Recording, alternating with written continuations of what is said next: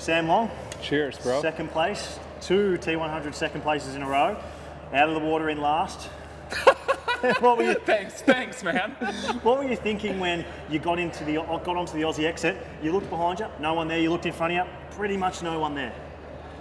Yeah, I thought, I'd say I swam about where I thought I would swim, only in Miami I had Leon Chevalier around me, and so I actually thought maybe he would be behind me, and if he was just a little behind, I was going to wait up so that we could kind of go together, but he made that group at least for a little bit, and yeah, they were way far ahead, but despite what you would think, I was super positive that whole swim. I dove in, and I saw the footage of me coming out on that Aussie exit, and I look like a zombie from The Walking Dead, man. I look like I'm about to pass out, but the day turned around.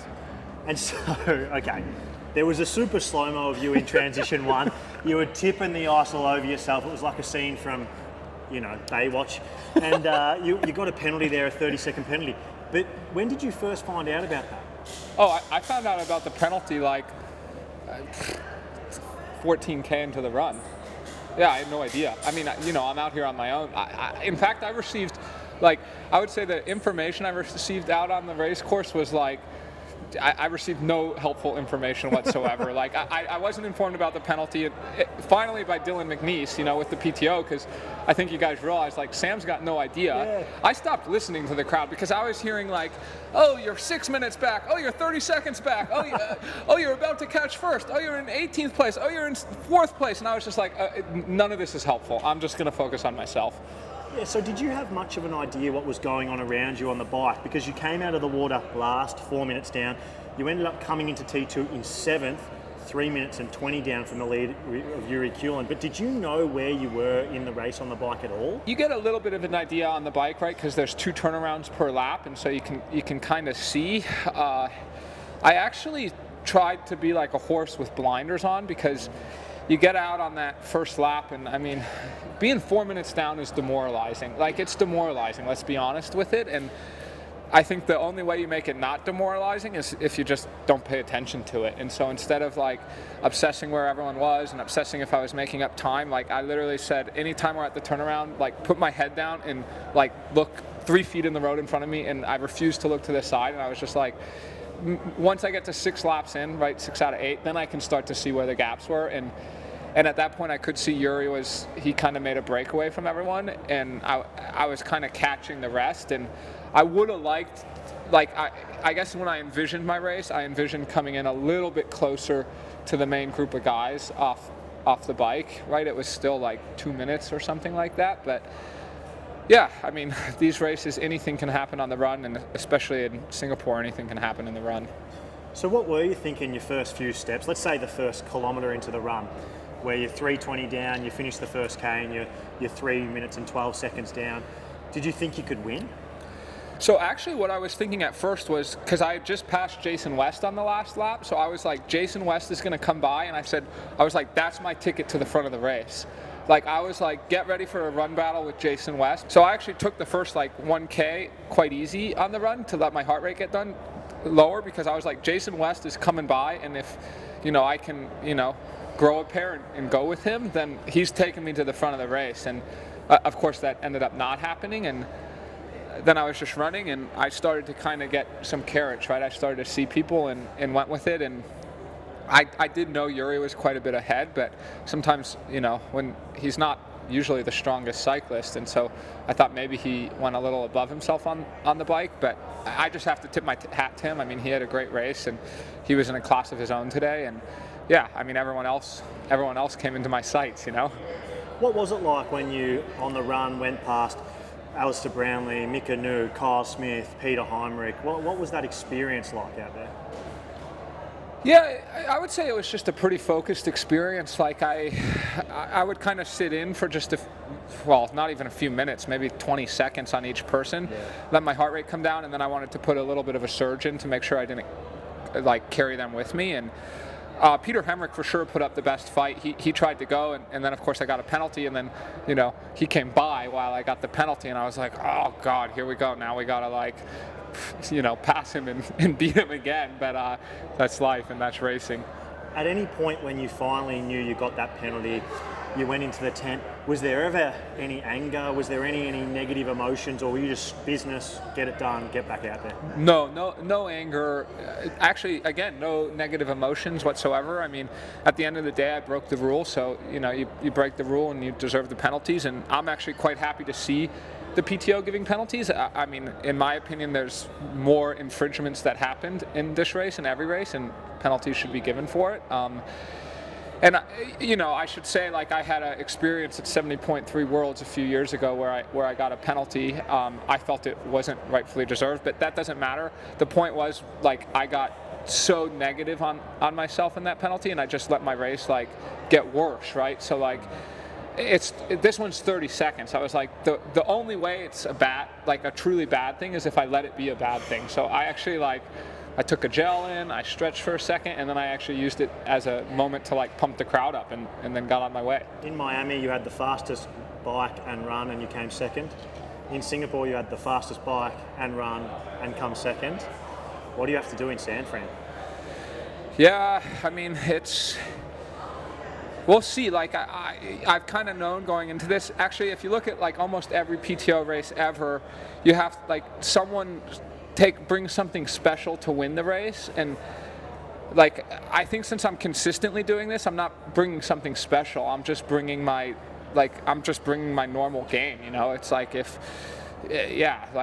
Michael Jordan goes out and scores 30 points in an NBA game. I go out and I do this every race, and that's my game. And so I don't believe, I'm not a guy who gets special performances, so I just have to get better, and when I get better, then every race will be seen as a special performance, so to speak. And I mean, right now, if one person just doesn't have a special performance, then I'm winning the race. And so I'm just going to focus on being consistent.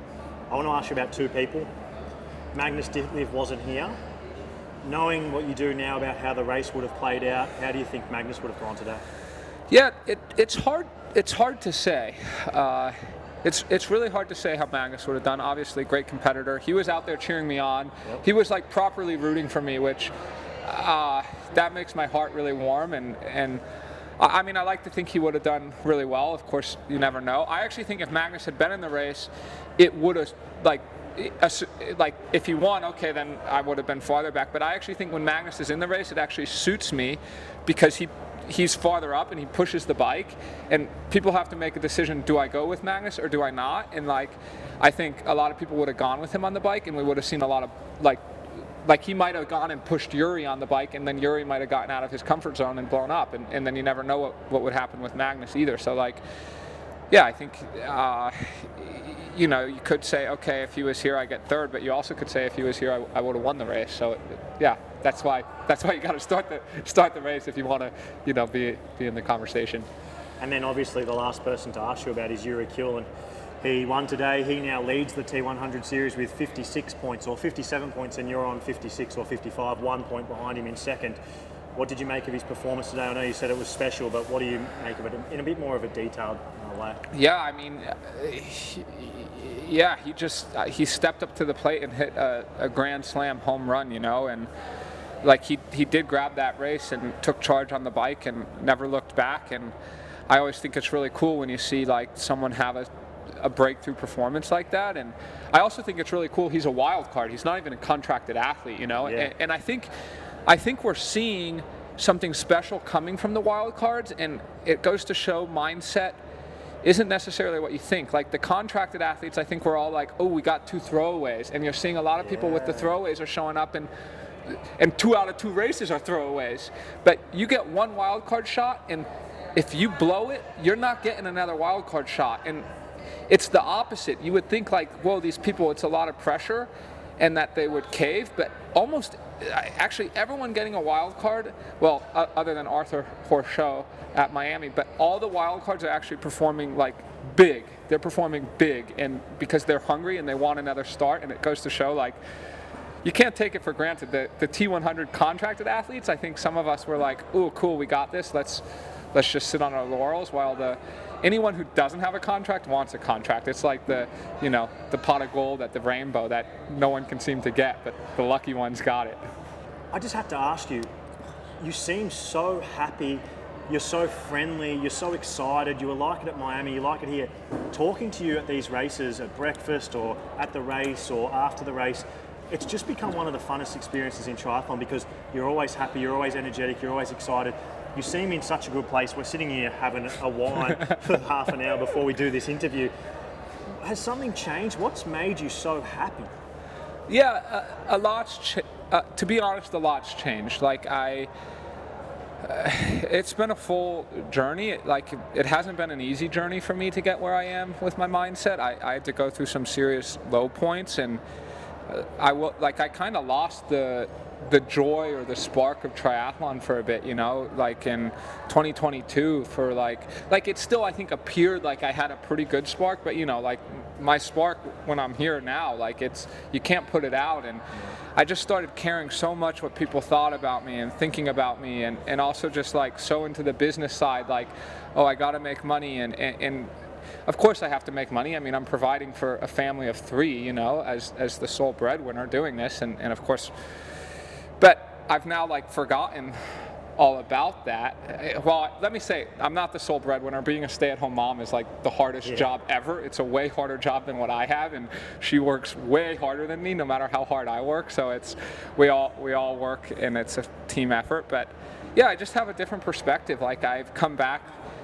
I started this sport at 18, and you know, I had a dream of being close to the top, and every day I'm living my dream. And why wouldn't I smile with that, right? Like, and for a year I didn't. I was like dealing with the pressure and, oh, I need to be first when I'm second. But it's like I'm living my dream every day, and you know, I'm out here in Singapore and I got 10,000 people shouting yo yo yo on the course in Singapore. You know, like I never would have thought that would happen.